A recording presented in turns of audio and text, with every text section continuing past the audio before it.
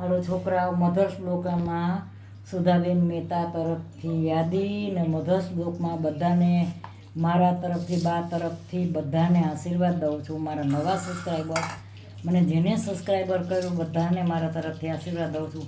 કાલે છોકરાઓ આવા લાગી ગયું છે ને, તો બહુ લાગી ગયું છે, એટલે આજે હું નાસ્તામાં જ બતાવું છું બધું.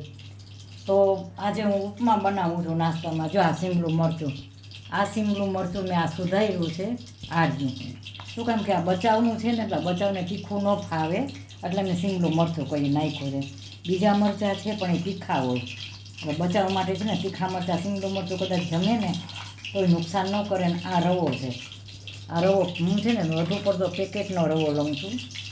પેકિંગમાં જે રવો આવે ને એ લઉં છું. એ રવો સારો હોય અને એમાં કાંઈ જીવડા કે કાંઈ જીવાત કે કોઈ વસ્તુ ન હોય, એટલે હું પેકેટનો વધુ પડતો રવો વાપરું છું. અને જો હવે હું ડુંગળી, બધાની રીત અલગ અલગ હોય અને જમવાની અલગ અલગ હોય. આ ડુંગળી, ટમેટાં અને મરચાં હું હમણાં લીમડો વઘારમાં મૂકીશ. આર્યું મરચું જો, પણ આ નહીં નાખો, કારણ કે આ તીખું હોય ને તો છોકરાને વળી વાંધો આવે, અને આમાં મરચાં બધું હોય ને તો ભાવે.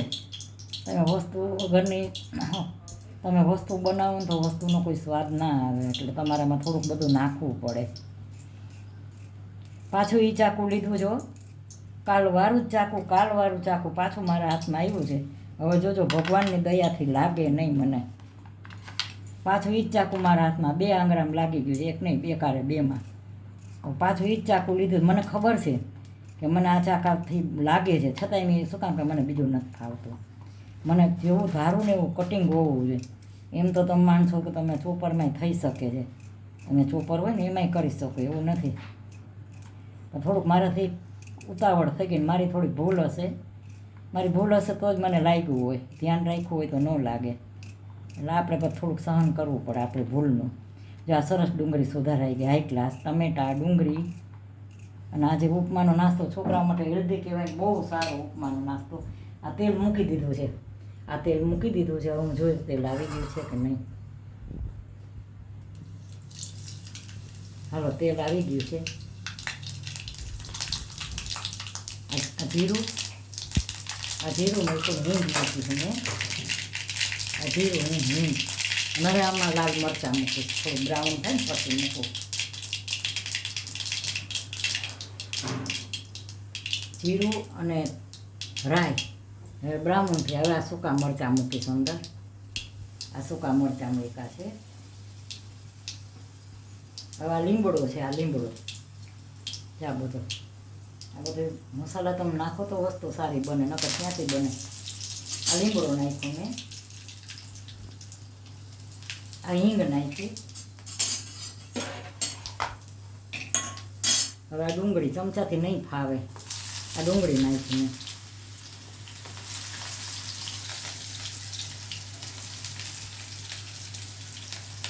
આ ડુંગળી નાખીને હવે આ ટમેટાં.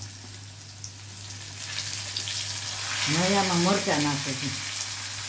આ મરચાં શીમલું મરચું છે, આ બહુ સરસ મરચાં છે.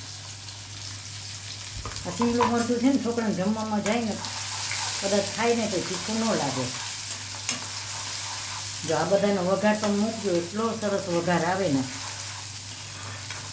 અને વસ્તુ આપણે ઘરની વસ્તુ બનાવીને ચોખ્ખી, આપણા વાસણ ચોખ્ખા હોય, આપણી વસ્તુ ધોઈને આપણે બનાવી, આપણે આગ્રહી રાખીએ વધુ પડતો. અને એમાં બાળકોનું હોય ને તો બહુ ધ્યાન રાખવાનું. અમારે તો આજે ગુજરાત જામનગરમાં તો આ કેટલા 4-5 દિવસથી આ તડકો જ જામનગરમાં નથી નીકળ્યો. અને રેડા આવ્યા કરે, તમે ગામડાની ભાષામાં અમે રેડા કહીએ ને. થોડી વારે રેડા આવ્યા કરે છે, પાછા રહી જાય છે. વાતાવરણ ધાબળ જેવું વાતાવરણ રહે છે, વાદળા જામનગરમાં.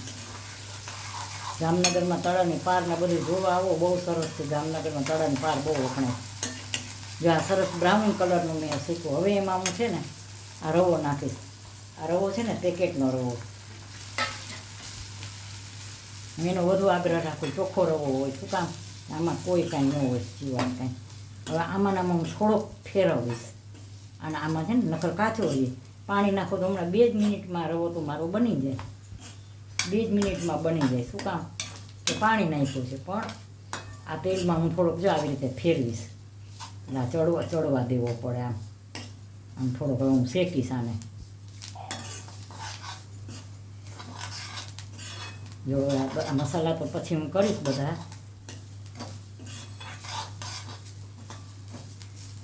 આ મસાલામાં આમાં કાંઈ નથી, ખાલી મીઠું જ નાખવાનું છે, બીજું કોઈ વસ્તુ નથી.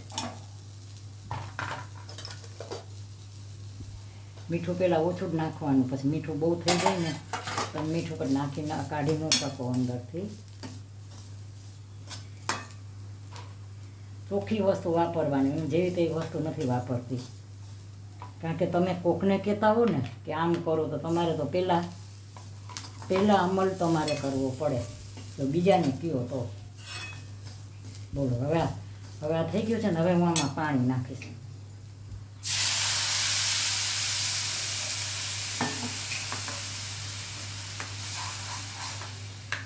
એટલો સરસ બન્યો છે આનો વઘાર ને બધું. હવે આ છે ને, જો આ પાણી બધું જે આ હું તમને તમને તો સમજી જ ગયા હશો, જે લેડીઝ હોય સમજી જાય કે તમે રવાનો શીરો બનાવો છો, ખાંડબા બનાવો છો, બરાબર. રવાનો શીરો આ એ જ પ્રોસીજર છે, પણ આમાં શું છે, ખાંડ નથી. આ ઝીણો રવો છે. રવો 2-3 જાતનો આવે છે, જાડો રવો આવે છે ને ઝીણો આવે છે. આ રવો છે એ ઝીણો છે.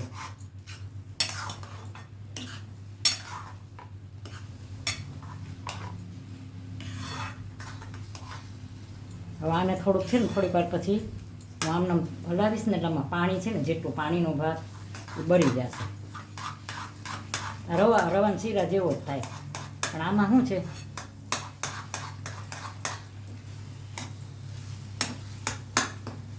જેટલો પાણીનો ભાગ હશે ને એટલો બળી જશે, એટલે સરસ. અને ઠંડો થશે ને એટલે છૂટો થઈ જશે. ગરમ છે ને એટલો મિક્સ છે. હાલો, આ ઉપમા થઈ ગયું છે. આ બહુ સારું હેલ્ધી. આ તમે છોકરાઓને દો ને, હમણાં આજ તમને આવી રીતે બતાવું છું તપેલામાંથી. આ બહુ સરસ બન્યું છે. આ ઉપમા તમે ખાઓ આ ચારે. એટલે છોકરા આજે ટૂંકમાં શું કામ કરી, મને 2 આંગળીમાં લાગી ગયું છે, એકમાં નહીં 2માં. છોકરા તો તોફાન કરીને લગાડે, પણ હું લગાડું છું. જુઓ તો આ મારું ઉપમા જો આજે મેં ટૂંકમાં થોડુંક બનાવ્યું છે, કારણ કે એક હાથમાં 2 આંગળીમાં લાગી ગયું છે, તો હું નથી થોડુંક કંઈ બનાવી શકતી. તો મારું આ જો આ ઉપમા બનાવ્યું છે, નાસ્તો છે, ચા અને ઉપમા મારા કેવા લાગ્યા, સારા લાગ્યા. લાઈક કરજો. આ હેલ્ધી છે ને, છોકરાને બધાને બનાવી દેજો. અને મારે આમાં છે ને ઝીણો રવો છે, પણ આમાં છે ને જાડો રવો હોય. જાડો રવો હોય ને તો સાવ છૂટો થાય. આ ઝીણો રવો છે એટલે આટલો ફેર. તો મારો આ બ્લોગ તમને કેવો લાગ્યો, મારો રવા આવું કહેવાય ઉપમા કેવું લાગ્યું, સારું હોય તો લાઈક કરજો, શેર કરજો, કોમેન્ટ કરજો, સબસ્ક્રાઈબ કરજો, સપોર્ટ કરજો. સપોર્ટ તો તમે મને કરો જ છો. તમારા સપોર્ટથી હું આટલી આગળ વધી છું, અને મને સપોર્ટ કરજો જરૂર. બાય બચ્ચો.